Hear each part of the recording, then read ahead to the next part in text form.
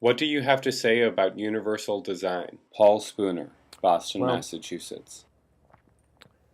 segueing from air travel to, They're in lockdown. lockdowns, universal design, accessible features, they're, it's interesting to look.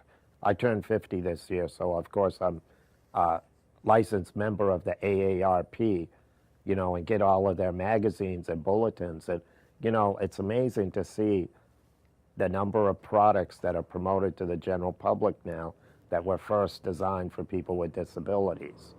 A good example is, you know, anyone seen the ad for the reacher? So you can reach stuff in high places. Well, the grabber, that was designed for someone in a chair to be able to reach items up on a shelf. Well, now it's sold to everybody so that they can reach stuff in high places. That's the basis of the fundamental aspect of universal design.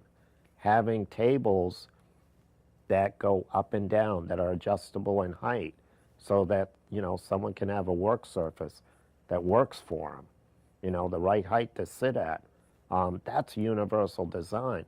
Having houses and apartments built with at least one accessible entrance and an accessible bathroom, or a usable bathroom, is universal design.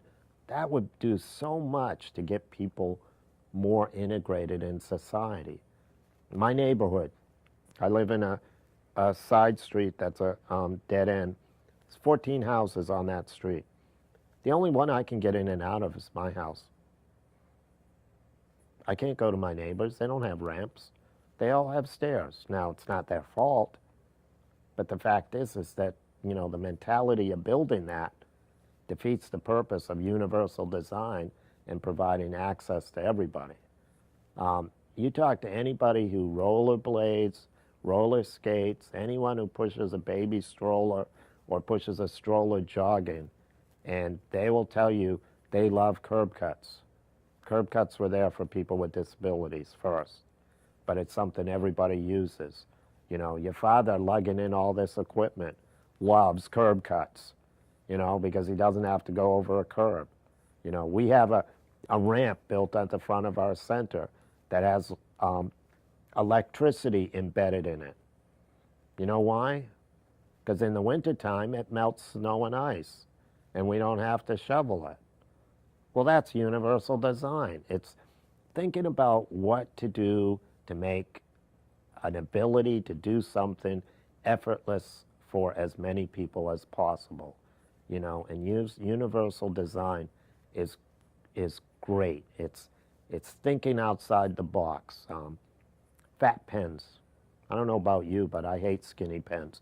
They're too hard to grasp. Fat pens, everybody loves fat pens. They're easier to grasp. Well, that came about originally for folks with spinal cord injuries who have limited grasp capabilities. Well, that's universal design.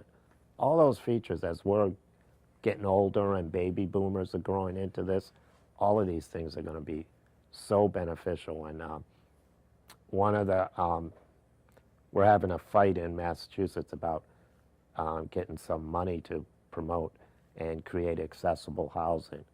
And one of the ideas we're throwing about is we want to see if we can get a bill passed that would require all state-funded housing to be accessible or universal design.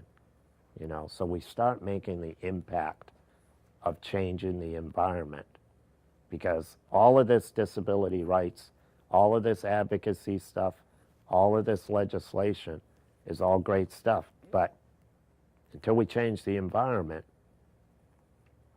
people with disabilities can't interact just like everybody else.